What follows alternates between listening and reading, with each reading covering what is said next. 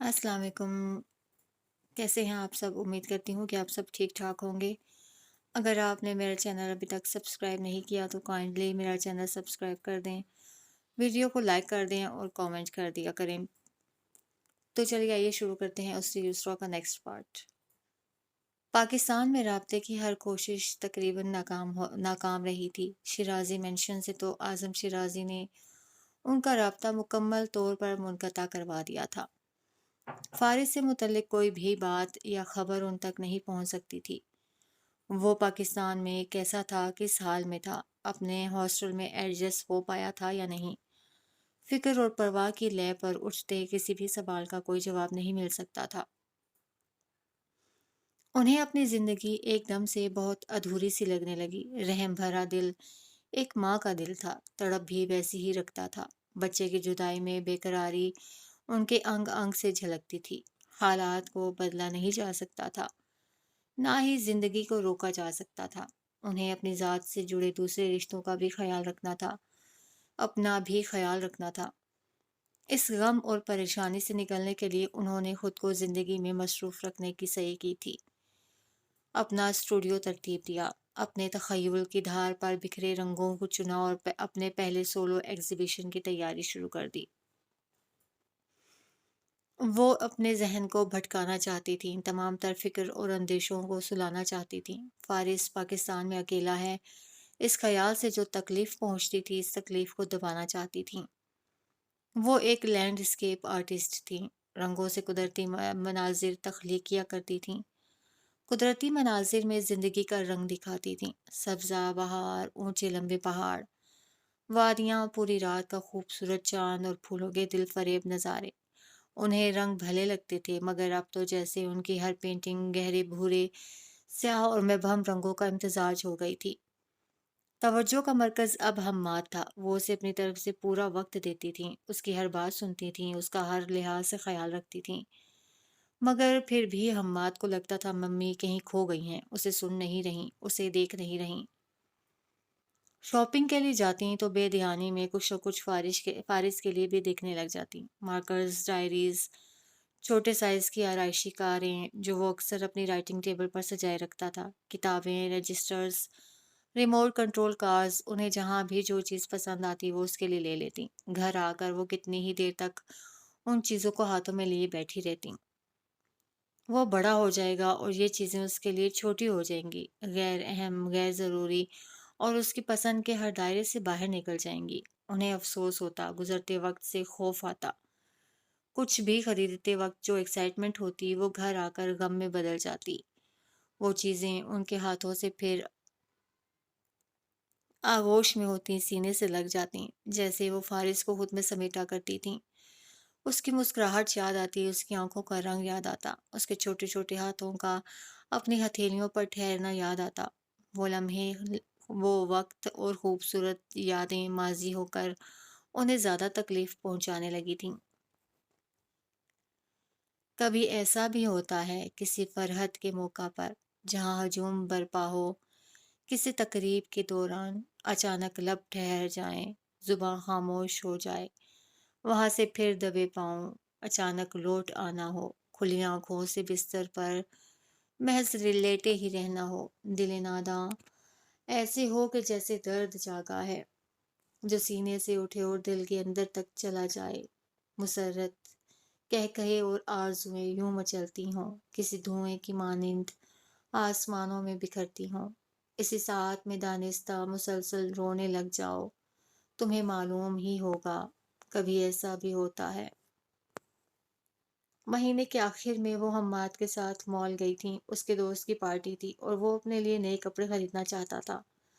اس نے اپنے لیے سفید رنگ کی ایک ہوڈی پسند کی جو انہیں بھی بہت اچھی لگی۔ انہوں نے باقاعدہ شاپ اسسٹنٹ سے اس کے سائز کا پوچھا۔ 12 سال کے لڑکے کے لیے۔ انہوں نے قریب کھڑے ایک لڑکے کی جانب اشارہ کیا، اس سے ذرا چھوٹا۔ شاپ اسسٹنٹ کسی اور رنگ میں وہی شرٹ ان کے لیے خاص طور پر مطلوبہ سائز میں نکال لایا، اور اس تمام عرصے میں خاموشی سے اپنی بے خبر ماں کو دیکھتے ہوئے 15 سالہ حماد نے وہ ہوڈی کاؤنٹر پر پٹک دی۔ مجھے نہیں چاہیے، کہہ کر غصے سے نکل گیا۔ وہ پریشانی کے عالم میں اور جلت میں قدم اٹھاتی تیزی سے اس کے پیچھے آئیں۔ کیا ہو گیا حامی؟ پیچ راستے میں اسے روک کر کچھ فکر مندی سے پوچھا تھا۔ آپ کیوں اس سرونٹ بوائے کے لیے میرے جیسی چیزیں لیتی ہیں؟ جمیلہ داؤد آنکھوں میں شوق لیے اسے دیکھ کر رہ گئی۔ جب بھی آپ کے ساتھ شاپنگ کے لیے آتا ہوں آپ یہی کرتی ہیں۔ آپ میرے لیے کچھ لیتی ہیں تو سیم وہی چیز اس کے لیے بھی لیتی ہیں۔ آپ کیوں کرتی ہیں ایسا؟ وہ ساکت و سامت حماد کو دیکھ کر رہ گئی۔ حماد یہ کیا سوچ رہا تھا؟ کیا کہہ رہا تھا؟ انہوں نے کبھی بھی حماد کی کوئی چیز فارس کو نہیں دی تھی، استعمال شدہ بھی نہیں۔ انہوں نے کبھی بھی حماد کے سامنے کھل کر فارس کا ذکر نہیں کیا تھا۔ وہ گھر میں اس کا نام بھی نہیں لیتی تھیں، لیکن حماد جانتا تھا فارس ان کے لیے کتنا اہم ہے۔ شیرازی مینشن میں وہ ان کی توجہ، اہتمام اور محبت دیکھ چکا تھا۔ وہ تب بھی غصے میں آ جاتا تھا اور اب بھی آ گیا تھا۔ جس طرح وہ اپنی چیزیں شیئر نہیں کرتا تھا، اس طرح رشتوں میں شیئرنگ بھی اسے پسند نہیں تھی۔ دادا اس کا تھا، باپ بھی صرف اس کا تھا، ماں بھی صرف اسی کی ہونی چاہیے۔ اسے اندازہ ہی نہ ہوا کب کس طرح وہ بے ضرر سا بچہ حماد کے حواسوں پر سوار ہونے لگا۔ وہ تو ہمیشہ محتاط ہو کر رہتی تھیں۔ اپنی ذمہ داریوں میں انہوں نے کبھی کوتاہی نہیں کی تھی۔ حماد کے پاس سب کچھ تھا، اسے محبتوں کی، رشتوں کی کوئی کمی نہیں تھی۔ اس کے باوجود اس کا یہ رد عمل انہیں حیران کر رہا تھا۔ الگ سے لیتی ہوں بیٹا، تمہارا حصہ تو نہیں دیتی کسی کو۔ صدمے سے نکل کر پیار سے سمجھانا چاہا۔ پر کیوں؟ آپ میری ماں ہیں، آپ اس لڑکے کے لیے آپ اس طرح کیوں کرتی ہیں؟ مجھے اس طرح کچھ بھی شیئر کرنا اچھا نہیں لگتا۔ اوکے فائن، میں نہیں خرید رہی، واپس چلو اور اپنی ہوڈی اٹھاؤ۔ اسے کندھوں سے تھام کر مسکراتے ہوئے اس کا موڈ بحال کرنا چاہا۔ بگڑے تیوروں کے ساتھ اس نے ہوڈی تو خرید لی، مگر واپسی پر بھی اپنا موڈ خراب رکھا۔ جمیلہ داؤد کے لیے اس کا رد عمل سمجھ سے باہر رہا۔ وہ اس کے رویے اور اشتعال کو سوچ سوچ کر پریشان ہوتی رہی تھی۔ انہوں نے ہارون شیرازی سے ذکر کرنا چھوڑ دیا تھا، مگر اعظم شیرازی سے وہ اب بھی فارس کے معاملے میں الجھ پڑتی تھیں۔ کسی خوف یا دباؤ میں آئے بغیر وہ اب بھی انہیں احساس دلاتی رہتی تھیں۔ اس دن بھی انہوں نے یہی کیا تھا۔ وہ اسٹڈی روم میں تھے جب وہ اندر داخل ہوتے ہی شروع ہو گئی تھیں۔ وہ ایک بار پھر فارس کو اپنے اور ان کے درمیان لے آئی تھیں۔ تمہیں اندازہ بھی ہے تم کس کے لیے اسٹینڈ لینے کی کوشش کر رہی ہو؟ پتھر دل موم نہیں ہوتا تھا، مگر وہ ان پر حیران ہوتے تھے، صحیح حیران ہوتے تھے۔ بھلا جو سوتیلی ہوں وہ سگوں جیسا برتاؤ کیسے کر سکتی ہیں؟ میں تمہیں بہت ذہین سمجھتا تھا، مگر غلط تھا۔ بے حسی ذہانت ہوتی ہے۔ ایک ماں اپنی اولاد کی خاطر بے حسی اچھی لگتی ہے۔ انہوں نے اعظم شیرازی کو تعصب سے دیکھا۔ جس بچے کی تمہیں اتنی فکر ہو رہی ہے، ذرا سوچا ہے کل وہ حماد کے لیے تمہارے لیے کتنے پرابلمز کھڑے کر سکتا ہے؟ اور یہ جو ظلم ہم سب مل کر اس پر کر رہے ہیں، آپ کا کیا خیال ہے؟ یہ ظلم ہماری زندگیوں میں آسانیاں لائے گا؟ اعظم شیرازی نے لب بھینچ کر اپنی بہو کو دیکھا۔ تمہیں سمجھانا ناممکن ہے، انہوں نے تسلیم کیا۔ آپ اس پر بہت ظلم کر رہے ہیں۔ اعظم شیرازی نے رخ موڑ کر انہیں دیکھا، کتاب رکھ کر ان کے پاس آ گئے۔ تمہیں لگتا ہے میں اس پر ظلم کر رہا ہوں؟ سوالیہ ابرو اٹھائے، کچھ سنجیدگی مگر تحیر سے بولے۔ وہ خاموش رہیں۔ میں اسے ایڈاپشن کے لیے دے سکتا تھا، کسی بھی ملک میں اسے بھیج دیتا، کسی ایسی جگہ جو پاکستان سے بہت دور ہوتی۔ ان کی آنکھوں سے نفرت کی چنگاریاں پھوٹ رہی تھیں اور لہجہ برفیلا ہو رہا تھا۔ یا پھر میں اسے کسی حادثے کا شکار کر دیتا، اتنی پلاننگ کے ساتھ کہ کسی کو شک بھی نہ ہوتا کہ کیا ہوا ہے۔ ایک 5-6 سال کا بچہ سوئمنگ پول میں ڈوب کر مر گیا۔ اسے سوئمنگ نہیں آتی تھی، اس لیے انہوں نے بے رحمی سے اپنا جملہ مکمل کیا۔ رک کر اپنے ہاتھ اٹھائے، ذرا سا مسکرائے بھی۔ جمیلہ کا حلق خشک تھا، آنکھیں تر ہو گئیں۔ وہ دوپٹے کو سختی سے بھینچتے ہوئے ان کی آنکھوں میں کچھ بے یقینی سے دیکھ رہی تھی۔ اعظم شیرازی اتنی سختی اور برودت کے ساتھ اپنے پوتے کی بات کر رہے تھے، وہ پوتا جس کی ماں خاندانی نہیں تھی، وہ نکاح جس میں وہ شامل نہیں تھے، وہ رشتہ جو ان کے معیار کا نہیں تھا۔ لیکن میں نے ایسا کچھ نہیں کیا۔ یو اسٹل تھنک کہ میں اعظم شیرازی اس پر ظلم کر رہا ہوں؟ وہ جھوٹ نہیں کہہ رہے تھے، وہ ایسے ہی تھے، ہر بات واضح کر دیتے تھے۔ کہہ رہے تھے تو ایسا کر بھی سکتے تھے۔ ان کا ایک ایک لفظ ان کے سخت ارادوں کی طرح ان کی شخصیت کے ہر پہلو کو ان پر عیاں کر رہا تھا۔ حماد کے علاوہ تم کسی اور کے لیے فکر کرتی ہو تو مجھے اچھا نہیں لگتا۔ انہوں نے بہت نرمی اور پیار سے ان کے بازو پر ہاتھ رکھا۔ ہماری فیملی مکمل ہے جمیلہ، تم اسے ادھورا کرنے پر کیوں تلی ہو؟ وہ آنکھوں میں نمی لیے سر جھکائے رہیں، بازو تھپ تھپا کر وہ آرام دہ چیئر پر براجمان ہو گئیں۔ ابھی تو آپ اسے ایک تھریٹ کے طور پر دیکھ رہے ہیں بابا، لیکن آنکھوں میں نمی لیے وہ دانستہ رک گئیں۔ انہوں نے یوں ہی سر اٹھا کر انہیں دیکھا۔ لیکن جب کبھی آپ کا دل اس کے لیے نرم پڑا تو آپ پر آپ کے رویوں اور ان فیصلوں کا پچھتاوا کتنا بھاری پڑ جائے گا۔ وہ فائل کھولتے ہوئے مسکرا دیے۔ میں اپنے فیصلوں پر کبھی نہیں پچھتایا، اچھی طرح سے جانتا ہوں میں کیا کر رہا ہوں اور کس لیے کر رہا ہوں۔ تمہیں فکر کرنے کی ضرورت نہیں ہے۔ وہ چند لمحوں تک انہیں دیکھتی رہیں، پھر وہ بوجھل دل کے ساتھ جانے کے لیے مڑ گئیں۔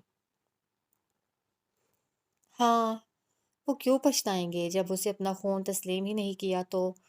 یہ احساسات کیوں کر بیدار ہو سکتے تھے؟ رحم کیسے جاگ سکتا تھا؟ محبت کیسے ہو سکتی تھی؟ کیا میں چاہوں گا اس گھٹیا عورت کی نشانی میرے بیٹے کی زندگی میں موجود رہے؟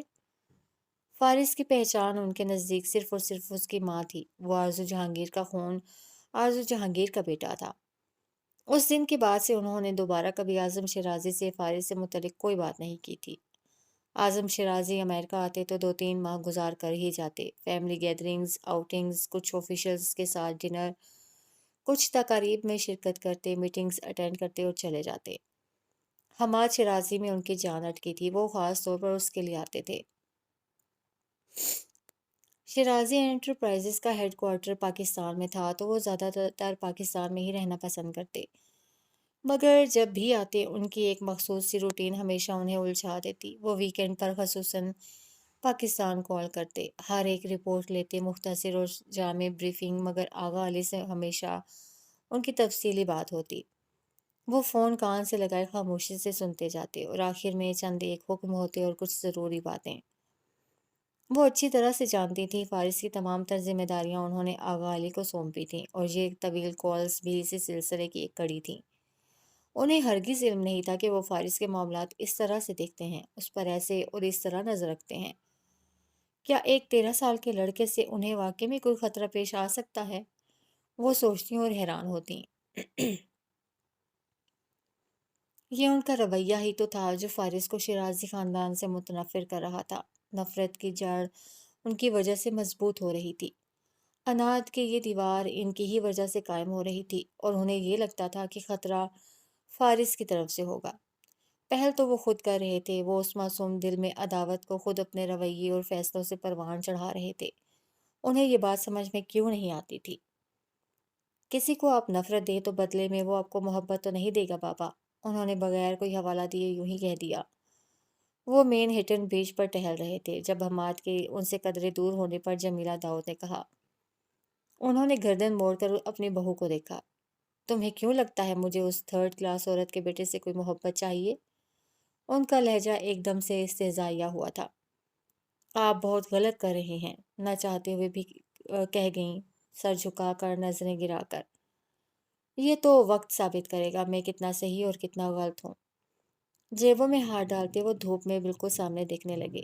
ایک دن تم بھی تسلیم کرو گی کہ میرا ہر فیصلہ درست تھا۔ آہستگی سے قدم اٹھاتے آگے بڑھ گئے، اور جمیلہ داؤد ہمیشہ کی طرح اپنے ہی خول، اپنے ہی دائرے میں، اپنی ہی فکروں میں سمٹی کھڑی رہ گئی تھیں۔ مسز درانی نے شیرازی ہاؤس میں منعقد ہونے والی اس دعوت میں اعظم شیرازی کا بھرپور جائزہ لیا تھا۔ ان کا سینہ چوڑا تھا، کمر بالکل سیدھی، پیٹ اندر کو تھا، روبدار اور گریسفل سی شخصیت تھی۔ بے تحاشا بھورے بال جن میں کہیں کہیں سیاہی بھی جھلکتی تھی۔ سیاہ اور سفید کا یہ امتزاج ان کی شخصیت کی جاذبیت میں اضافے کا باعث بنتا تھا۔ وہ خود کو بہت فٹ رکھتے تھے۔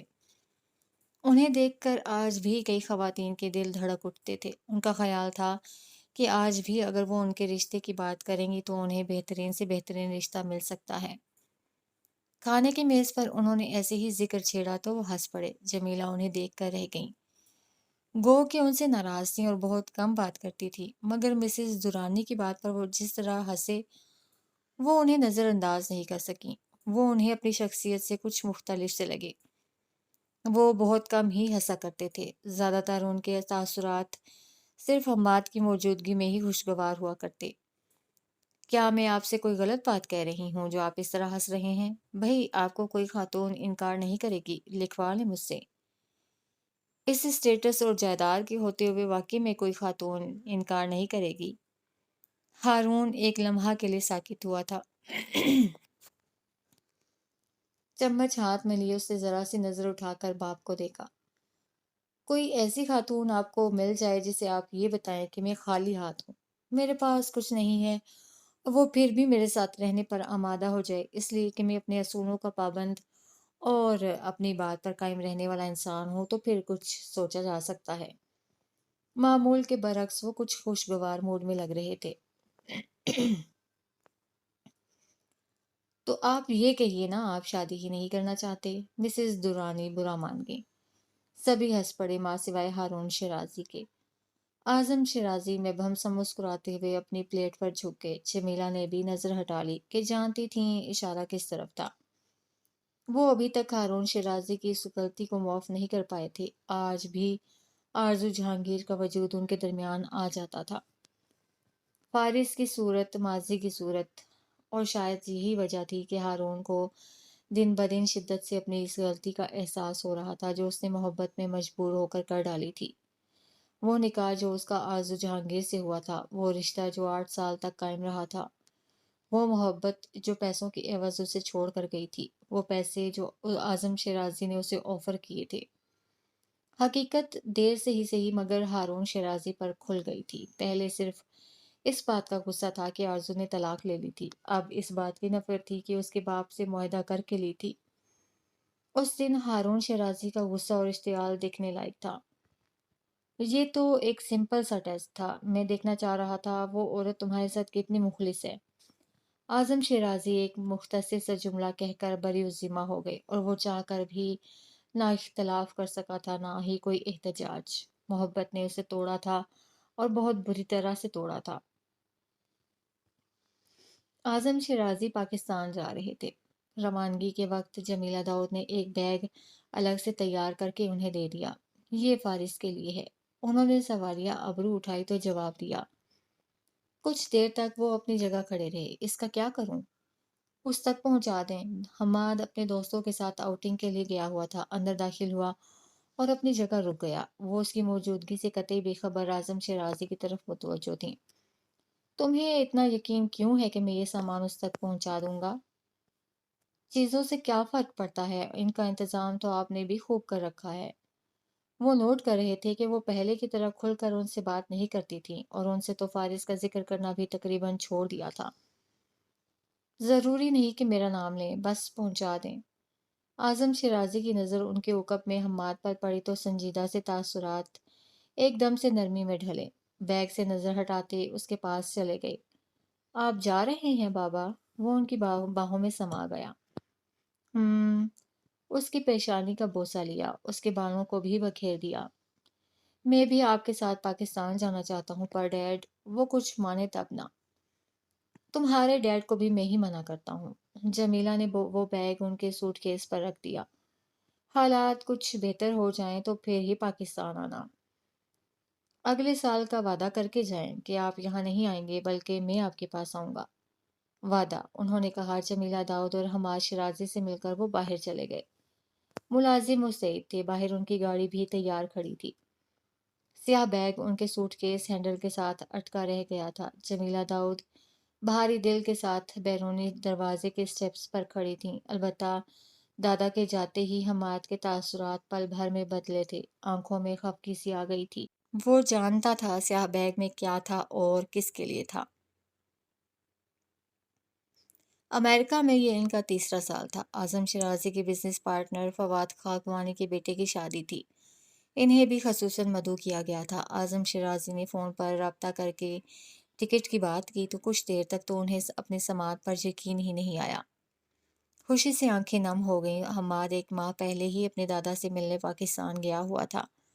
15 دن بعد انہیں بھی ہارون کے ساتھ پاکستان جانا تھا۔ سب معاملات طے ہو چکے تو انہوں نے فارس کے لیے شاپنگ کی، اس کے لیے شرٹس، ہوڈیز اور ٹراؤزرز خریدے، بیگ خریدا، کچھ کتابیں منتخب کیں۔ وہ اتنی خوش تھیں کہ پاؤں زمین پر نہیں ٹک رہے تھے، سینے سے بوجھ سرکتا ہوا محسوس ہو رہا تھا۔ ہاں، وہ ان سے شدید ناراض ہوگا، لڑے گا، روئے گا، بات نہیں کرے گا، مگر وہ اسے منا لیں گی۔ وہ ہمیشہ اسے منا لیتی تھیں، جب بھی اس کا چہرہ ہاتھوں میں لیتی تھیں، اس کا نام لیتی تھیں، اس کا ہاتھ پکڑتی تھیں، تو وہ اپنی تمام تر خفگی کے باوجود نرم پڑ جاتا تھا۔ وہ ان سے زیادہ دیر ناراض نہیں رہ سکتا تھا۔ وہ خیالوں میں سب ترتیب دیتی جا رہی تھی، سب اچھا اور پہلے جیسا کرنے کا سوچے جا رہی تھی، مگر ہمیشہ ویسا تو نہیں ہوتا جیسا آپ سوچتے ہیں، جیسا آپ چاہتے ہیں۔ جمیلہ داؤد کے ساتھ بھی یہی معاملہ پیش آنے والا تھا۔ ان کے وہم و گمان میں بھی نہیں تھا کہ وہ پاکستان پہنچنے تک انہیں کتنی بری خبر ملنے والی ہے۔ مجھے سنو جیسے کوئی بارش کو سنتا ہے، سال گزر جاتے ہیں اور لمحے پلٹ آتے ہیں۔ کیا اگلے کمرے میں قدموں کی چاپ سنتی ہو؟ وہ جو یہاں نہیں اور وہاں بھی نہیں ہیں۔ سنو، تم انہیں کسی اور زمانے میں سنتی ہو، جو ہے نہ گزرے کل کا، نہ آنے والے کا، جو ہے تو صرف ابھی، ہاں ابھی کا۔ مجھے سنو جیسے کوئی بارش کو سنتا ہے۔ اس کے حواس کچھ بیدار ہوئے تو درد کا احساس ہوا، خون سے آدھا چہرہ تر ہو رہا تھا، آنکھیں نہیں کھل رہی تھیں۔ قدموں کی آہٹ کے ساتھ ہی مخصوص دھن کی آواز سماعت سے ٹکرائی، لبوں کو گول کر کے وہ جانے کب سے گنگنا رہا تھا۔ بالوں سے پکڑ کر سر اٹھایا، اب وہ اس کا چہرہ دیکھنا چاہتا تھا۔ کپڑا ہٹا دیا، چندھیا دینے والی روشنی آنکھوں کو چیرتی ہوئی محسوس ہوئی۔ کمرہ تاریک تھا، سر گھوما ہوا، چوٹ گہری۔ اس نے کس قدر کوشش سے سر اٹھانے کی صحیح کی، ہاتھ بندھے تھے، فرش ٹھنڈا تھا، ٹانگیں بے جان معلوم ہوتی تھیں۔ بمشکل سانس لیتے اس نے اس درد کو سہا جو سر کے پچھلے حصے سے اٹھ رہا تھا۔ یہ حماد تو نہیں ہے؟ کرخت بھاری آواز۔ گاڑی میں یہی لڑکا تھا صاحب، کسی کو گھونسا پڑا تھا۔ مجھے معاف کر دے صاحب، غلطی ہو گئی، بہت بڑی غلطی ہو گئی۔ تاریک کوٹری میں کوئی اور بھی تھا، گھٹنوں کے بل گرتا، کچھ روتا، گڑ گڑاتا ہوا، آواز پہچانی ہوئی سی لگی۔ اس نے ایک بار پھر پلکیں جھپکائیں، ایک بار پھر دیکھنے کی صحیح کی۔ منظر دھندلا تھا۔ سانس لیتے کروٹ بدلی، ہاتھوں کو جنبش دی، داہنے کندھے اور گردن سے سینے تک کا حصہ درد کی لپیٹ میں آ گیا۔ اسے گاڑی کا ٹکراؤ یاد آیا، فائرنگ کی آواز پھر سے سنائی دی، شیشے ایک بار پھر ٹوٹے تھے، وجود میں کھپتے محسوس ہوئے تھے۔ صاحب، حماد شیرازی اسی گاڑی میں تھا، میں یقین سے کہہ رہا ہوں، میں نے اپنی آنکھوں سے دیکھا۔ آواز گھٹ گئی، گردن کے سیاہنی شکنجے میں آ گئی تھی۔ تمہیں کچھ اندازہ بھی ہے تمہاری اس غلطی نے میرے لیے کتنا بڑا مسئلہ کھڑا کر دیا ہے؟ صاحب معاف کر دیجیے، یہ دوسری آواز تھی۔ لب بھینچ کر اس نے ایک بار پھر سر اٹھایا۔ دھند لمحے بھر کے لیے چھٹ گئی تھی۔ نڈھال آنکھوں نے وہ چہرہ دیکھا، اغالے کا دست راست، اعظم شیرازی کے خاص ترین آدمیوں میں سے ایک تھا وہ۔ روتا، گڑ گڑاتا، اپنی زندگی کی بھیک مانگتا ہوا، پستول کی نوک اس کی کن پٹی کے ساتھ لگی تھی۔ دھندلی سی یادداشت میں کوئی بھولا بسرا منظر تمام تر اذیتوں کے ساتھ واضح ہوا۔ آپ کی جیپ کہاں ہے؟ اس نے پوچھا تھا۔ خراب ہے، مکینک کو ٹھیک کرنے کے لیے دی ہے، کچھ دن لگ جائیں گے، آغا علی کہہ رہا تھا۔ کار ایکسیڈنٹ سے پہلے روانگی کے وقت دوسری شاہراہ پر اس نے جیپ دیکھی تھی، جیپ میں حماد تھا۔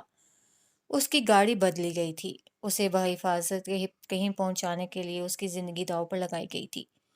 اسے صدمہ ہوا، مگر غلط صدمہ ہوا، اس کی زندگی اہم نہیں تھی، اس کے ساتھ ایسا کیا جا سکتا تھا۔ اس نے ایک بار پھر درد کے لہر کو دباتے ہوئے اٹھنے کی کوشش کی، اور ایک بار پھر منہ کے بل گرا، سر کا درد ایک دم سے بڑھ گیا، حلق سے راہ نکل گئی۔ اس شخص نے مڑ کر پیچھے دیکھا، وہ فارس وجدان کے عین سامنے پنجوں کے بل بیٹھ گیا۔ آنکھوں میں غصہ تھا، نقاب میں لپٹا چہرہ اور تاثرات متحمل سے تھے۔ بالوں سے پکڑ کر اس کا سر اٹھایا۔ یہ کون ہے؟ وہ اب بغور اسے دیکھ رہا تھا۔ فارس کی پیشانی سے خون کی دھار کان اور پھر گردن سے اس کی سفید شرٹ کو مزید رنگنے لگی۔ साहब आजम साहब के मुलाजिम का बेटा है। उकब में अब्दुल ने झुके सर के साथ कांपती आवाज में कहा था। मुलाजिम का बेटा? इस इस्तेफामिया निगाहों से उससे फारिस का चेहरा, फिर शर्ट का कॉलर, स्वेटर, जीन्स और जूते देखे। मुलाजमों के बेटे क्या इस तरह ब्रांडेड कपड़े पहनते हैं? इस्तेहज़ाइया अंदाज में कहते अब कि उसने अब्दुल को देखा, दाहिने हाथ से अपने पिस्टल की नोक से सर खुजाया। अब्दुल ने घबराकर फारिस को देखा, फिर गिरता पड़ता नकाबपोश के सामने झुक गया। अब वो अपनी सोच और फहम के मुताबिक जो कुछ उसके बारे में जानता था बताता जा रहा था। इंटरेस्टिंग। पूरी बात सुन लेने के बाद वो उसे छोड़कर उठ गया। अब्दुल सर झुकाता मुअद्दब सा पीछे होकर अपने कदमों पर खड़ा हो गया। तो तुम मुझे ये बताना चाहते हो कि ये किसी विजदान का बेटा है जो कि आजम शिराजी का आदमी था? जी साहब। कभी मिले हो उससे? जी। चौंक कर सर उठाया। विजदान से मिले हो कभी? तुम काफी अरसे से काम कर रहे हो, आजम शिराजी के हर आदमी को तुमसे बेहतर और कौन जान सकता है? अब्दुल ने कुछ हकला कर उसे देखा। वो किसी विजदान से कभी नहीं मिला था। खुश्क लबों को तर करते उसकी निगाह फारिस पे गई, जिसकी बोझल आंखों में शौक और सदमा उतरा हुआ था। खौफ और वहशत ठहरी हुई थी। जाने इन आंखों में क्या था कि वो लम्हे भर के लिए अपनी जगह ठहर सा गया। वो उसके सबसे छोटे बेटे का हम उम्र था, जिसे बचाने के लिए उसे मजबूरन ये सब करना पड़ा था। जी। जी साहब, जानता हूँ उसे। ठीक है, काफी है इतना। हाथ उठाकर उसे रोक दिया। अब्दुल एक सहमी हुई सी निगाह फारिस पर डालता कुछ परेशानी से चुप हो गया। नकाबपोश पंजों के बल बैठा अब उसे देख रहा था। उसकी खोजती परखती आंखों में अजीब सा तासुर नजर आ रहा था। वो उसे जांचते हुए जैसे उसकी अहमियत का अंदाजा लगाने की कोशिश कर रहा था। वो उसकी जात में आजम शिराजी की कोई कमजोरी ढूंढना चाह रहा था। वो एक मुर्दा मुलाजिम का बेटा भला उनके किस काम आ सकता था? वो उसके जरिए क्या पा सकते थे? ऐसा कौन सा दबाव था जो वो आजम शिराजी पर डाल सकते थे? खूनी रिश्ता होता तो अलग बात थी, मगर वो तो कुछ न था। तो तुम्हारे मालिक ने तुम्हें हमारे आगे डाल दिया ताकि वो अपने पोते को बचा सके।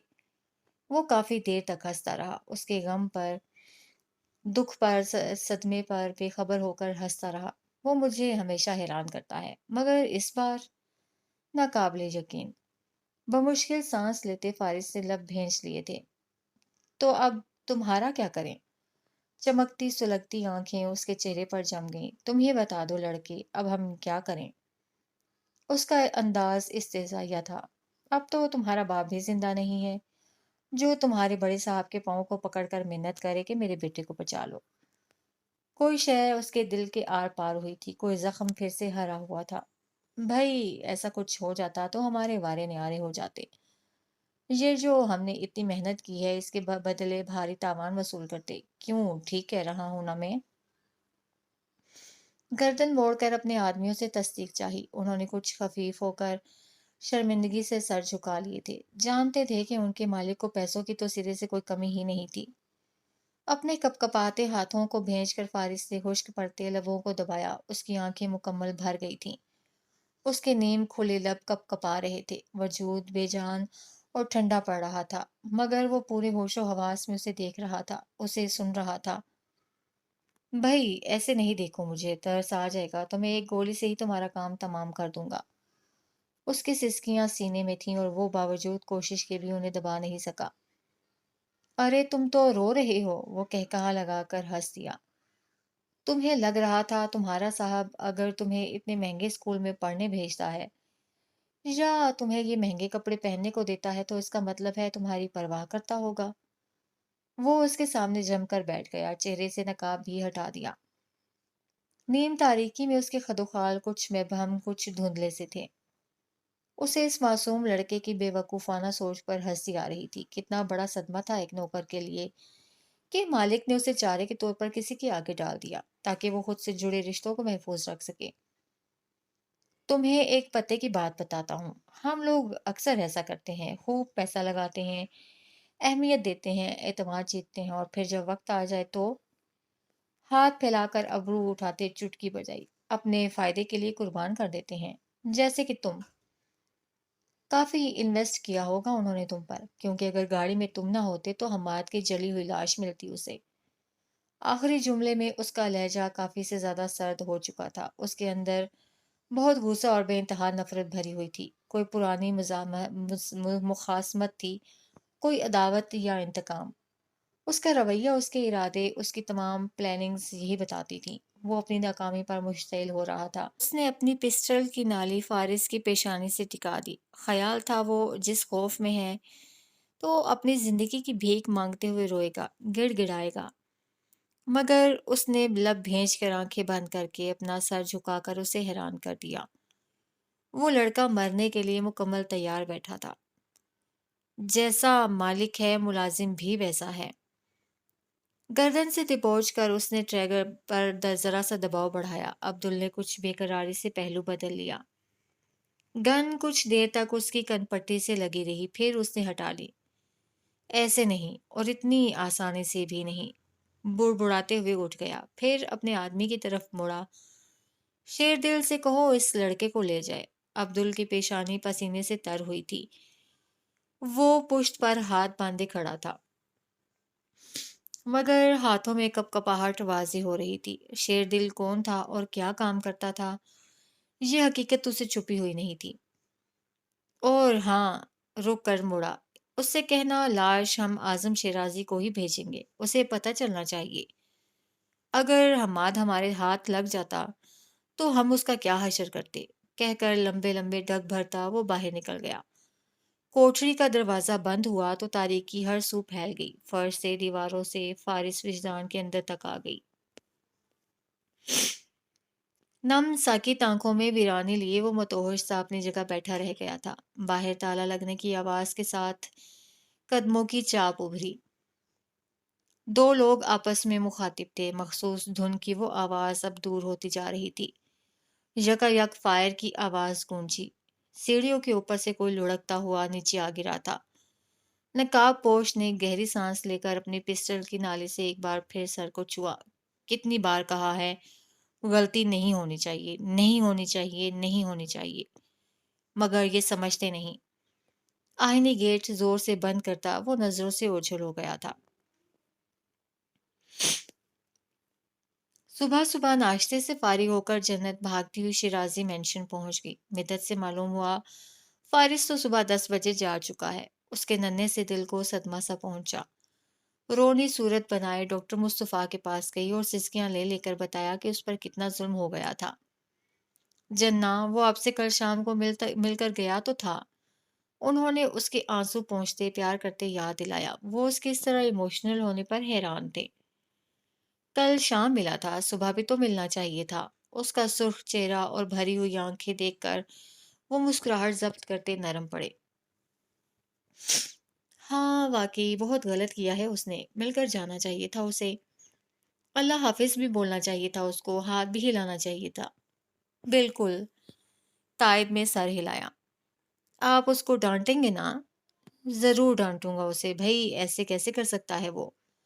سلیم نے اپنے سر پر ہاتھ مارا۔ اگر ان کی جنہ کو چیونٹی کے گھر سے بھی کوئی مسئلہ ملے گا تو وہ نکال لائے گی۔ وہ آنکھیں رگڑتی اپنے دوستوں کے پاس باہر چلی گئی، ان کو پوری بات بتائی۔ اس کے تمام بیسٹ فرینڈز، مونی، کاکا، ٹیپو اور شاکا، سب کا خیال تھا فائز سے بہت غلط کیا تھا، صبح سویرے ملے بغیر چلا گیا۔ دوست بھلا ایسے کرتے ہیں؟ اب جب وہ آئے گا تو ہم اس سے بات نہیں کریں گے، ٹیپو نے سب کو بڑی سمجھداری سے تلقین کی۔ وہ اب اس بڑی گھنی مونچھوں والے ڈراؤنے انکل کے پاس کھڑے اپنی خفیہ میٹنگ کر رہے تھے، جو باغ والے دروازے کی رکھوالی کرتا تھا۔ اس کے ساتھ باغ میں بھی نہیں جائیں گے اور اس کو مچھلیاں بھی نہیں دکھائیں گے۔ کاکا نے ننھا سا مکہ بنا کر پھر فضا میں لہرایا۔ جنت لب بھینچے آنکھیں رگڑ رگڑ کر صاف کر رہی تھی۔ ڈراؤنے انکل نے جیب سے رومال نکال کر دیا تو بڑی نزاکت سے لے لیا۔ ڈراؤنے انکل نے کچھ دیر پہلے انہیں اندر بھی جانے دیا تھا۔ ڈراؤنے انکل بہت اچھے تھے۔ گن کو کندھے سے لگائے وہ چوکیدار اکتایا ہوا سا کھڑا تھا۔ صبر کا امتحان تھے یہ بچے، اتنی باتیں اور اتنے سوال کرتے تھے، اللہ کی پناہ۔ فارس کب گیا تھا، کیسے گیا تھا، کس گاڑی میں گیا تھا، اور اتنی صبح کیوں گیا تھا، ان سے ملنے کیوں نہیں آیا تھا؟ اور اس گھنگریالے سرخ بالوں والے ٹیپو نے تو حد کر دی۔ آپ اس کو روک لیتے کہ تمہارے فرینڈز آئیں گے، ان سے مل کر جانا۔ آپ نے اس کو کیوں نہیں روکا؟ ڈراؤنی انکل کا دل چاہا وہ اپنا سر پیٹ لیں۔ پتہ نہیں اس کے بڑے صاحب نے اس دروازے پر اس کی ڈیوٹی کیوں لگا دی تھی۔ نہ یہاں کوئی خطرہ تھا، نہ یہاں کوئی آتا جاتا تھا، ماں سوائے ان بچوں کے۔ کتنا شوق تھا اسے کہ وہ شیرازی مینشن کے بیرونی گیٹ پر رکھوالی کرے۔ سرد آہ بھر کے پھر اس ٹولے کو دیکھا جو اپنی دوست کو دلاسا دیتے اب وہاں سے جا رہے تھے۔ سکھ بھری سانس لے کر رہ گیا۔ کاش اس کے صاحب پورا دروازہ بند کر دیں تو ٹینشن ہی باقی نہ رہے۔ اسے نہیں پتا تھا ایسا ہونے والا تھا، ایسا سچ مچ میں ہونے والا تھا۔ آغا علی کو اسلام آباد گئے ہوئے 2 دن ہو چکے تھے اور وہ ابھی تک واپس نہیں آیا تھا۔ مدت کے لیے آغا علی کا شیرازی مینشن سے دور رہنا پریشانی اور اچنبھے کا باعث تھا۔ ایسا پہلے کبھی نہیں ہوا تھا کہ وہ اس طرح غیر حاضر رہے ہوں یا فون پر اپنی خیریت کی اطلاع نہ پہنچائی ہو۔ ان کی روٹین ٹف تھی، وہ جانتی تھی، اس بات کا بھی علم تھا کہ حماد شیرازی کی آمد کے بعد سے حفاظتی اقدام میں اضافہ ہوا تھا اور خطرات کے پیش نظر اعظم شیرازی نے انہیں نئی سے ذمہ داریاں سونپ دی تھیں۔ ایسا پہلے بھی کئی بار ہو چکا تھا، مگر اب کی بار جب ان کی طرف سے کوئی خبر موصول نہ ہوئی تو اسے فکر ہونے لگی۔ اس نے صادق خان سے آغا علی کے بارے میں پوچھا۔ خبر ملی وہ اسلام آباد میں تھا۔ خبر یہ بھی ملی کہ اعظم شیرازی آج شام کے فلائٹ سے واپس آ رہے تھے۔ وہ ایک دم سے حیران ہوئی۔ اعظم شیرازی 4 دن پہلے ہی جرمنی روانہ ہوئے تھے اور اب اس طرح ان کی اچانک واپسی نے اسے اچنبھے میں مبتلا کر دیا تھا۔ جانے کیا معاملہ تھا؟ اسے ایک دم سے کسی انہونی کا احساس ہوا۔ سب خیریت ہے؟ وہ پوچھے بنا نہ رہ سکی۔ صادق خان نے مڑ کر اسے دیکھا۔ گاڑی میں کچھ ضروری سامان رکھا جا چکا تھا۔ اپنی بندوق سنبھالتے اسے سر ہلایا۔ ہاں سب خیر ہے، ہم آغا علی سے رابطہ ہونے پر تم کو بتا دے گا، کہہ کر گاڑی میں سوار ہو گیا۔ اسے جیپ کو بیرونی دروازے سے باہر نکلتے دیکھا، پھر گہری سانس لے کر پلٹ گئی۔ وہ دیوار کے سہارے بے حس و حرکت پڑا تھا، لب باہم پیوست اور آنکھیں ساکت تھیں۔ چہرے پر تکلیف دہ تاثرات نمایاں ہو رہے تھے، سانس لینے میں دشواری آ رہی تھی۔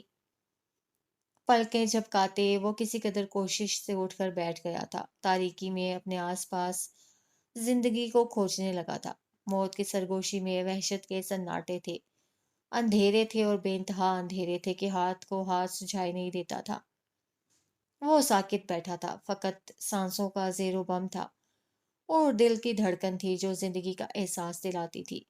دماغ معاف، سوچ جامد اور درد ساکت اذیت مجسمہ کر رہی تھی۔ وہ 14.5 سال کا تھا۔ اس سے پہلے بھی اس سے بہت سی وحشت بھری راتیں کاٹی تھیں۔ اس وقت جب ہارون اسے چھوڑ کر گیا تھا اور اس وقت بھی جب اسے ہاسٹل سے شفٹ کر دیا گیا تھا۔ ہاں ایسی ہی خوف بھری وحشتناک راتیں کئی بار زندگی میں آئی تھیں، مگر تب وہ آنکھیں کھولتا تھا تو ہر ایک شے کو حیت ملتی تھی، چاند نظر آتا تھا، آوازیں سنائی دیتی تھی، مگر اب ایسا کچھ نہ تھا۔ اسے گمان ہوا اس کی سماعت کام نہیں کر رہی، اس کی بینائی ختم ہو چکی ہے۔ متوحش ہو کر اٹھنے کی کوشش کی مگر اٹھ نہ سکا۔ لبوں کو جنبش دی تو آواز حلق سے نہ نکلی۔ نیم کھلی آنکھیں بھیگ گئیں۔ ہر زخم کی ایک ٹیس تھی، ہر درد کا ایک مصدر تھا۔ اسے ہارون شیرازی اور آرزو جہانگیر کا خیال آیا۔ اس کی ماں اس وقت کسی مشہور برانڈ کے خوبصورت کپڑوں میں ملبوس ریمپ پر جلوہ افروز ہو رہی ہوگی، یا کسی مشہور بااثر فیشن میگزین کے لیے اس کا فوٹو شوٹ ہو رہا ہوگا۔ وہ اس کی حالت سے قطعی بے خبر اس وقت کسی انٹرویو میں ہنستے مسکراتے اپنی کامیابیوں کے گن گا رہی ہوگی۔ اس کا باپ امریکہ میں شیرازی انٹرپرائزز کی کسی برانچ میں بورڈ آف ڈائریکٹرز کے ساتھ میٹنگ اٹینڈ کر رہا ہوگا، یا کسی 5 اسٹار ہوٹل میں کچھ کاروباری شخصیات کے ساتھ اس کی ڈیل ہو رہی ہوگی۔ بے تحاشا پیسہ، کامیابی اور اپنی مضبوط پہچان اس کا مقصد ہو چکی تھی، اور جمیلہ داؤد اپنے بیٹے حماد کے ساتھ خوشیوں بھری ساعتوں میں مگن ہوں گی۔ اس وقت اپنی زندگیوں میں مصروف اس کے خونی رشتوں میں سے کسی کو بھی اس کا خیال نہیں آ رہا ہوگا، انہیں تو اب تک وہ یاد بھی نہیں رہا ہوگا۔ ہر منظر خود سے بنتا تھا اور تاریک آنکھوں میں سما جاتا تھا۔ ہر رشتے کی اپنی ایک کہانی تھی، اور اس کہانی میں اس کا نام و نشان تک نہ تھا۔ ایک غیر ضروری کردار، ایک اضافی بوجھ جسے وہ بہت پہلے ہی مار چکے تھے۔ نہ ہارون شیرازی کی زندگی رکی تھی، نہ آرزو جہانگیر نے پلٹ کر خبر لی تھی۔ وہ ان کے لیے تو زندہ تھا ہی نہیں، تو پھر انہیں خیال آتا بھی تو کس لیے، احساس ہوتا بھی تو کیوں، یاد آتی بھی تو کس وجہ سے؟ صرف 5 سال ہی تو گزارے تھے اس نے، صرف 5 سال ہی تو زندہ رہا تھا وہ ان کے لیے۔ سکون، خوشیوں بھرے پل، امید بھری باتیں، ہنسی اور مسکراہٹ بھرے لمحے مٹنے لگے، تاریکی اندر تک چھانے لگی۔ اسے جمیلہ داؤد یاد آئیں، ڈاکٹر مصطفیٰ یاد آئے، ان بچوں کا خیال آیا جو اس کے آگے پیچھے پھرتے تھے، شور کرتے تھے، بہت زیادہ ہنستے تھے، بولتے تھے، مسکراتے تھے۔ اسے جنت سے کیا ہوا اپنا وعدہ یاد آیا، پھر ہم پارک جائیں گے اور پہاڑوں پر بھی چڑھیں گے اور وہاں دور تک جائیں گے۔ اس کا چہرہ جذبات کی حدت سے سرخ پڑنے لگا، اس کے ساکت لبوں پر لرزہ طاری ہوا، وہ سسک پڑا، پھر رونے لگا، روتے روتے ہچکیاں بند گئیں۔ اس نے وہ تمام منظر دیکھے، تمام رنگ اور پھول، سبزہ اور ہریالی، اونچے پہاڑ اور ندیاں بھی دیکھیں۔ اس نے تصور ہی تصور میں ہر وادی چھان لی، ہر پھول چن لیا۔ بہت سارا گھومے پھریں گے، مونی، کاکا، میں اور ٹیپو، اور تم اور سلیم۔ ہم سلیم کو نہیں لے کر جائیں گے، وہ بابا سے میری شکایتیں لگاتا ہے۔ ٹھیک ہے، اس کے لب ہلے، ہم سلیم کو نہیں لے کر جائیں گے، اس نے کہا اور کہتے ہوئے سر جھکا گیا۔ وہ ان 4 دنوں میں ایک بار بھی نہیں رویا تھا، اب رو رہا تھا، شدت سے رو رہا تھا۔ آواز لرز کر دیواروں سے ٹکرا کر واپس اسی کی طرف پلٹ رہی تھی۔ اسے بچوں کے ساتھ دوستی نہیں کرنی چاہیے تھی، اسے جنت کے ساتھ وقت نہیں گزارنا چاہیے تھا۔ وہ جب بھی خوش ہوتا ہے کچھ نہ کچھ ہو جاتا ہے، خواب دیکھتا ہے تو خواب ٹوٹتا ہے، امید سوچتا ہے تو امید کاٹتی ہے۔ یقیناً یہ سزا تھی، بہت بڑی سزا تھی، ہنسنے کی، مسکرانے کی سزا تھی۔ اس کی ہمت، سکت اور حوصلہ ختم ہو رہا تھا۔ وہ اعتماد جو گزشتہ 3 سالوں میں بحال ہوا تھا وہ ریزہ ریزہ ہو کر بکھر رہا تھا۔ بھروسہ، یقین، زندگی، مسکراہٹ، خوشیاں، وہ ہر ایک احساس سے ماورا ہونے لگا۔ صرف غم تھے جو رہ گئے، صرف دکھ تھے جو ٹھہر گئے۔ اسے ایک دم سے ہر شے سے، ہر ایک رشتے، ہر ایک یاد سے خوف آنے لگا، ہر اس آواز سے جو اس سناٹے میں اس کے آس پاس گونجنے لگی تھی، ہر وہ بات جو اب اسے یاد آنے لگی تھی۔ تم آرزو کے بیٹے ہو، تمہاری اوقات یہی تھی کہ تمہیں کچرے کے ڈھیر پر پھینک دیا جاتا، اور اسے پھینک دیا گیا تھا۔ وہ کم عمر تھا، اعصاب کی مضبوطی بھی بس ایک حد تک تھی، اتنا مضبوط نہیں تھا کہ بہادری دکھا سکتا یا کوئی امید جگا سکتا۔ بار بار کچھ چہرے آنکھوں میں آ رہے تھے، چنگھاڑ سی آواز تھی، موت کا پیغام تھا۔ اس کی ریڑھ کی ہڈی میں سرد لہر دوڑی تھی، جسم کا روم روم کانپ اٹھا تھا۔ اندھیرا اور موت اندھیرے میں ڈھل گئی تھی، کوٹھڑی قبر ہو گئی تھی۔ دماغ سن ہونے لگا، رگو پے میں خوف سرایت کر چکا تھا۔ مجھے مجھے نکالو یہاں سے، وہ ایک دم سے متوحش ہو کر چیخا۔ وہ کافی دیر تک چیختا رہا، آواز راہداریوں سے ہو کر واپس پلٹ آئی تھی۔ اسے کسے پکارنا چاہیے، کسے آواز دینی چاہیے، کس کی منتیں کرنی چاہیے، کون تھا جو اسے بچا سکتا تھا، یہاں سے زندہ سلامت نکال سکتا تھا؟ اسی اذیت میں اس کا دماغ ایک بار پھر غنودگی میں چلا گیا تھا۔ فارس کا فون نمبر ہے؟ وہ صبح سویرے اسکول جانے سے پہلے اپنے دوستوں کے ساتھ اس سے یہ پوچھنے آئی تھی۔ مدت مسکرا کر رہ گئی، اسکول یونیفارم اور 2 پونیوں کے ساتھ، نکھرا نکھرا سا چہرہ، بیگ اور دوسرے ہاتھ میں پانی کی بوتل تھی، آنکھوں میں اشتیاق ٹھہرا تھا۔ نہیں، اس کا کوئی فون نمبر نہیں ہے۔ پنجوں کے بل بیٹھ کر اس کی پونیوں کو درست کیا، ماتھے پر برابر کٹے بالوں کو ترتیب سے بکھیرا، قمیض کا اوپر والا بٹن نیچے والے بٹن میں پھنسا ہوا تھا۔ انداز سے ظاہر تھا جلد بازی میں تیار شیار ہو کر وہ یہاں آئی تھی تاکہ سلیم کی نظروں سے بھی بچ سکے اور وین بھی نہ چھوٹے۔ اس کے سپاہی دوست بھی اس کے ساتھ ہی تھے۔ ٹیپو نے اسکول سے چھٹی کی تھی، اس کے چچا دوسرے شہر سے آئے تھے، کاکا بیمار تھا، اور ایسا بیمار تھا کہ فریش سا ہنستا مسکراتا بھاگم بھاگ اس کے کہنے پر چلا آیا تھا۔ مونی البتہ اسکول کے لیے تیار ہو کر آئی تھی، جنت کی مدد کر کے اسے پھر اپنے اسکول جانا تھا۔ پھر آپ اس سے بات کیسے کرتی ہیں؟ مدحت کچھ کہتے کہتے چپ ہو گئی۔ میرے بابا کہتے ہیں ویکینڈ پر اس سے ملنے جائیں گے، اتنے سارے دن بعد ویکینڈ آئے گا۔ مدت کو احساس ہوا وہ بچی فارس کو مس کر رہی تھی۔ پچھلے 2 دنوں میں یہ اس کا تیسرا چکر تھا۔ پہلے دن وہ دوپہر میں اپنا غصہ ٹھنڈا ہو جانے کے بعد یہ کنفرم کرنے آئی تھی آیا وہ واقعی جا چکا ہے یا نہیں۔ اسے جانے یہ کیوں لگ رہا تھا کہ وہ کمرے میں کہیں چھپا ہوا ہے اور اس سے ملنا نہیں چاہتا۔ مدت نے فارس کا کمرے کا دروازہ کھول کر اسے دکھایا کہ وہ یہاں نہیں ہے، وہاں ہوگا۔ وہ شیرازی مینشن کی طرف اشارہ کر رہی تھی۔ گو کے ملازمین کو وہاں بلا ضرورت جانے کی اجازت نہیں تھی، نہ ہی بغیر اجازت کوئی صدر دروازہ عبور کر سکتا تھا، مگر چونکہ وہ سرونٹس کی ہیڈ مدت آغا تھی، اس کا ہاتھ تھامے اپنے ساتھ لے کر گئی، گھما پھرا کر پورا گھر دکھایا کہ تمہارا دوست فارس یہاں بھی نہیں ہے۔ اسے مدت پر یقین نہیں تھا، آوازیں دے کر اسے بلاتے ہوئے اپنی تسلی کرتی رہی۔ مجھے پتا ہے تم یہیں ہو، باہر آؤ۔ مگر وہ باہر نہیں آیا تھا۔ وہ بوجھل دل کے ساتھ واپس چلی گئی۔ تیسرے دن وہ اس کا احوال پوچھنے آئی تھی اور مدت گم سم اسے دیکھ کر رہ گئی۔ جانے کیا بات تھی اسے اس بچی کا فارس کے لیے ایسا رویہ، ایسی فکر، ایسا انتظار اسے دکھی کر گیا۔ اور آج وہ اسے فون نمبر مانگنے آئی تھی۔ فارس ہاسٹل میں رہتا ہے، روزمرہ کی بنیاد پر اس سے کوئی بات نہیں ہو سکتی۔ یہ باتیں ننھی جنت سمجھ نہیں پا رہی تھی۔ فارس اسے بتا کر گیا تھا وہ گرمیوں کی چھٹیوں میں ضرور آئے گا۔ اب اتنے سارے دنوں کے بعد گرمیوں کی چھٹیاں آنی تھیں۔ اتنا سارا انتظار کون کرے؟ ان چند دنوں میں جتنی ڈرائنگز اس نے بنائی تھیں وہ اسے دکھانا چاہتی تھی۔ جو ٹیسٹ اچھے نمبروں سے پاس کیے تھے وہ ٹیسٹ بھی۔ اس کی کلاس ٹیچر نے گال پر اسٹار بنایا تھا، وہ اسٹار بھی دکھانا ضروری تھا۔ اور وہ اسٹیکر جو ہاتھ کی پشت پر لگے ہوئے تھے وہ اسٹیکرز بھی۔ مگر وہ کیا کرتی؟ اس نے اسکول کی کینٹین سے 2 چاکلیٹس خریدی، ایک کھا لی تھی، دوسری فارس کے لیے رکھ لی۔ شام تک اداس ہو کر وہ بھی کھا لی۔ پھر اس بات کا غم کہ اسے فارس کے لیے رکھ لینا چاہیے تھا، پھر تسلی کہ کل دوسری لے لینا تھی۔ اپنا ہوم ورک کر کے پھر اپنے نانا کے پاس پہنچ گئی۔ ویکینڈ میں پورے 4 دن باقی تھے۔ کیا ہم واقعی جائیں گے؟ بالکل جائیں گے، مسکراتے ہوئے کہا۔ وہ بھی مسکرائی۔ کیوں نہ آپ اس کے لیے گفٹ پیک کریں، کچھ ڈرائنگز بنائیں؟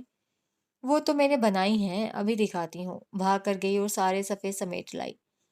یہ گھر فارس کا ہے، یہ میرا ہے، اور یہ والا آپ کا ہے بابا۔ اسے گود میں بٹھائے وہ اس کے بنائے گئے نمونے دیکھنے لگے۔ اسے ڈرائنگ پیپر پر فارس اور اپنے نانا کے گھر ان کے قد کے حساب سے بڑے بڑے اونچے لمبے بنا رکھے تھے۔ اپنا گھر قدرے چھوٹا رکھا تھا۔ وہ خود بھی تو چھوٹی تھی۔ ارے الگ الگ گھر، ہم تینوں کو تو ایک ہی گھر کافی تھا۔ اس نے رک کر لمحے بھر کو کچھ سوچا۔ نہیں بابا، الگ الگ ٹھیک ہیں، اتنے بڑے بڑے ہمارا سامان بھی تو زیادہ ہے، اور فارس کی اتنی ساری کتابیں ہیں، ایک ہی گھر میں ہوں گی تو جگہ تنگ ہو جائے گی۔ اپنی سوچ و فہم سے جواب دیا۔ لیکن مجھے تو الگ گھر نہیں چاہیے۔ باہوں میں سمیٹ کر اس کا گال چوما۔ مجھے تو اپنی جنہ کے ساتھ اس کے گھر میں رہنا ہے۔ اور ان کی جنہ کو نئی فکر لگ گئی۔ آپ میرے گھر میں پورے نہیں آؤ گے۔ وہ ہنس دیے، پھر ہنستے ہی رہے۔ میں یہ فارس کو دوں گی۔ گود سے اتر کر گوند سے جڑے صفحے دیے۔ یہ کیا ہے؟ کاغذ کھول کر دیکھا، وہ بھی گھر تھا، ہر تصویر میں گھر تھا، پھول تھے، درخت تھے اور پہاڑ تھا، پرندے تھے اور ندی تھی، نیلے رنگ کی جس کا پانی پہاڑ سے سیدھا گھر کے آگے سے گزرتا تھا، اور نہر میں چند ایک مچھلیاں تھیں۔ ان کی مسکراہٹ سمٹ گئی، آنکھوں میں حزن آ گیا، سر اٹھا کر اپنی جنت کو دیکھا۔ وہ دوسرے صفحے الٹ رہی تھی، کچھ اور ڈھونڈ رہی تھی۔ آج اس نے اسکول سے بلیوں کے اسٹیکرز خریدے تھے۔ اگر فارس اصلی بلیوں سے بھاگتا ہے تو اسٹیکر والی بلیاں اسے اچھی لگیں گی۔ وہ اپنی دھن میں جانے اور کیا کہہ رہی تھی، کیا بتا رہی تھی، مگر وہ چپ چاپ گھر ہاتھ میں لیے بس اسے دیکھے جا رہے تھے۔ آپ فارس کو مس کر رہی ہیں؟ انہوں نے بہت نرمی سے پوچھا۔ وہ میرا دوست ہے، دوستوں کو مس کرتے ہیں بابا، سمجھایا۔ وہ لاجواب ہو گئے۔ ہم روز ملنے نہیں جا سکتے؟ سارے صفحے سمیٹ کر ٹیبل پر رکھے، اپنی گردن تک کٹے اور ہیئر بینڈ سے نکلتے بالوں کو کان کے پیچھے کر کے پوچھا۔ 1 ماہ 25 دن فارس یہاں گزار کر گیا تھا۔ وہ ہر روز اسے دیکھتی تھی، ہر روز اسے ملنے جاتی تھی۔ اس کی غیر موجودگی میں اس پر اثر پڑا تھا۔ وہ بہت اداس ہو رہی تھی۔ نہیں، ہم صرف ایک بار جا سکتے ہیں، بس یہ 4 دن تو رہ گئے ہیں، انہوں نے سر پر ہاتھ پھیرتے ہوئے نرمی سے سمجھایا۔ اس کے لیے وہ 4 دن بس 4 دن نہیں تھے، مگر نانا یہ بات نہیں سمجھ سکتے تھے۔ وہ گود میں چڑھ کر اپنا ٹیسٹ دکھانے لگی۔ اس کی کلاس کے قصے اور دوستوں کی باتیں تھیں، اور وہ سنتے ہوئے اس کا پورا ساتھ دے رہے تھے۔ حیران کن بات پر حیران ہو رہے تھے، جو بات جنت کے لیے مزاحیہ تھی اس پر ہنس رہے تھے۔ لمحوں میں سارے دن کی تھکن اتر گئی۔ جنت ان کا سکون تھی، وہ اس کی موجودگی میں ہر پریشانی سے مبرہ ہو جاتے تھے۔ نیم غنودگی کے عالم میں کسی نے سہارا دے کر اس کے لبوں سے پانی کا گلاس لگایا تھا۔ وہ عبدل تھا، اس کی آنکھوں میں وحشت ٹھہری تھی، اس کے ہاتھ بھی کپ کپا رہے تھے۔ وہ اپنے لبوں کو جنبش دیتے ہوئے کچھ کہنے کی کوشش کرتا تھا، مگر لفظ ادا نہ ہوتے تھے۔ مجھے معاف کر دو، میں مجبور تھا، بات نہ مانتا تو میرا بیٹا مارا جاتا۔ مجھے نہیں پتا تھا گاڑی میں تم ہو، میں سمجھا وہ حماد بابو۔ کہتے کہتے رک گیا۔ فارس وجدان کی نیم کھلی آنکھوں میں ابھرتا وہ بے جان سا تاثر تھا ہی ایسا۔ عبدل ایک جھٹکے سے پیچھے ہٹا اور اٹھ کر چلا گیا۔ کوٹھری ایک بار پھر اندھیر ہو گئی۔ اس نے اپنے گھٹنوں پر سر رکھ لیا۔ آنکھیں بوجھل تھیں، وجود زخموں سے چور اور نڈھال تھا۔ جو تھوڑی بہت سکت تھی وہ چیخنے چلانے میں ختم ہو چکی تھی۔ جانے مزید کتنا وقت گزرا اسے کچھ اندازہ نہ تھا۔ وہ یہ بھی نہیں جانتا تھا دن کا وقت یا رات کا وقت کا سما تھا، مگر کوٹھری کا دروازہ ایک بار پھر کھل گیا تھا۔ فلیش لائٹ ایک بار پھر چمکی تھی۔ عبدل ہاتھ میں پانی کا گلاس لیے اندر داخل ہوا تھا۔ مڑ کر باہر دیکھتے اس نے اپنی طرف سے جیسے کسی بات کی تسلی کی تھی۔ انداز سے واضح تھا وہ پانی کے بہانے محض اس سے بات کرنے ہی آیا ہے۔ اس نے گلاس نیچے رکھ دیا۔ اس کے پیچھے کی جانب بندھے ہوئے ہاتھوں کی رسی اس نے ڈھیلی کر دی۔ یہ لوگ یہ لوگ کل شام تک تمہیں مار دیں گے، کندھوں سے تھام کر اسے آگاہی دی تھی۔ یہ تمہاری لاش اعظم شیرازی کو بھیجیں گے، سن رہے ہو میں کیا کہہ رہا ہوں؟ اس نے سر اٹھا کر خالی نظروں سے اسے دیکھا تھا، پہچاننے کی کوشش کی تھی وہ کیا کہہ رہا تھا۔ اس کی سمجھ میں نہیں آ رہا تھا۔ میں 10 منٹ تک پچھلی طرف کا دروازہ کھول دوں گا، پہرے دار کھانا کھانے جائے گا تو میں اسے اوپر ہی روک لوں گا، تم پچھلے دروازے سے بھاگ جانا۔ باغ سے آگے سڑک ہے، کسی طرح سڑک تک پہنچ جانا، سن رہے ہو میں کیا کہہ رہا ہوں؟ اسے کندھوں سے تھام کر جھنجھوڑ ڈالا کہ وہ بس کسی طرح کوئی تو جواب دے، مگر وہ کوئی بھی جواب نہیں دے رہا تھا۔ اس میں خود سے فرار ہونے کی کوئی سکت نہیں رہی تھی۔ سکت تھی بھی تو ہمت نہیں رہی تھی، وہ بے جان سا لگ رہا تھا۔ عبدل نے فیصلہ کرنے میں محض ایک لمحہ لیا، دوسرے ہی پل اس کے ہاتھ کھول دیے، اسے بازو سے پکڑ کر اٹھایا اور کھینچتے ہوئے راہداری میں لے آیا۔ اسے ساتھ لیے کچھ عجلت میں اندازن قدم اٹھاتا آگے بڑھتا گیا۔ آگے سیڑھیاں تھی جس کی دوسری طرف آہنی دروازہ تھا۔ یہ دروازہ عبدل نے چابی سے کھولا اور اسے کھلی فضا میں باہر دھکیلا تھا۔ جاؤ لڑکے، بھاگو یہاں سے، عقب میں نیچے کہیں آہٹ ہوئی تھی۔ گیٹ کھل گیا تھا۔ عبدل نے دروازہ کھینچ کر بند کر دیا۔ فارس ساکت اور متوحش سا اپنی جگہ کھڑا رہا۔ اسے سوچنے سمجھنے میں دشواری ہو رہی تھی۔ اسے کیا کرنا تھا، کہاں جانا تھا، کچھ سمجھ میں نہیں آ رہا تھا۔ آسمان مکمل طور پر بادلوں سے ڈھکا ہوا تھا۔ چاند اور ستارے چھپ گئے تھے۔ دھرتی کی تاریکی ان کی غیر موجودگی میں کچھ اور بڑھ گئی تھی۔ اسی تاریکی میں تیز ہواؤں اور بارش کی سنگت میں سنسان سی وادی میں سر اٹھائے اونچے لمبے درخت خوف کا سما پیدا کر رہے تھے۔ عین اسی لمحے گن شاٹ کی آواز گونجی۔ عبدل بند دروازے کو دیکھتے وہ الٹے قدم پیچھے ہٹا، اور اگلے ہی لمحے وہ گرتا پڑتا مخالف سمت باغ کی طرف اندھا دھند بھاگتا چلا گیا۔ درختوں سے ٹکراتے، جھاڑیوں سے الجھتے، بارش میں بھیگتے، کہیں ٹھوکر کھا کر گرتے، کہیں ہمت پکڑ کر اٹھتے، وہ سڑک پر پہنچ گیا۔ دوسری طرف جلتی بجھتی مبہم ہوتی نکتہ نکتہ روشنیاں تھیں، اطراف میں مکان تھے، آبادی تھی۔ بالکل سامنے ہی ایک دکان تھی۔ تمام تاریکیوں میں گھروں کے دامن میں صرف وہی ایک دکان لوڈ شیڈنگ سے بچی ہوئی نظر آ رہی تھی۔ دکان کا شٹر اٹھا ہوا تھا، فلیش لائٹس روشن تھیں، اندر کوئی شخص کھڑا تھا۔ وہ اس تک پہنچا تو دکاندار نے مڑ کر کچھ حیرت سے اس زخمی اور حال سے بے حال ہوتے لڑکے کو دیکھا۔ فارس کی سمجھ میں نہیں آ رہا تھا وہ اس سے کیا کہے اور کیسے کہے۔ دماغ بالکل خالی تھا۔ آنکھوں میں وحشت سی ٹھہری ہوئی تھی۔ وہ لوگ اس جگہ سے زیادہ دوری پر نہیں تھے۔ بعید نہیں تھا کہ وہ اسے ڈھونڈتے ہوئے یہاں تک آ جاتے۔ مجھے مجھے فون کرنا ہے، اس کی آواز لرز رہی تھی۔ دکاندار اس کی حالت دیکھ کر ایک دم سے گھبراہٹ کا شکار ہوا تھا، پھر اسے اندر آنے دیا۔ اپنا موبائل نکال کر اسے دیا۔ وہ بارش میں مکمل طور پر بھیگا ہوا کچھ دیر تک کھڑا رہا۔ اس کے ہاتھ کانپ رہے تھے، دماغ بالکل معاف تھا۔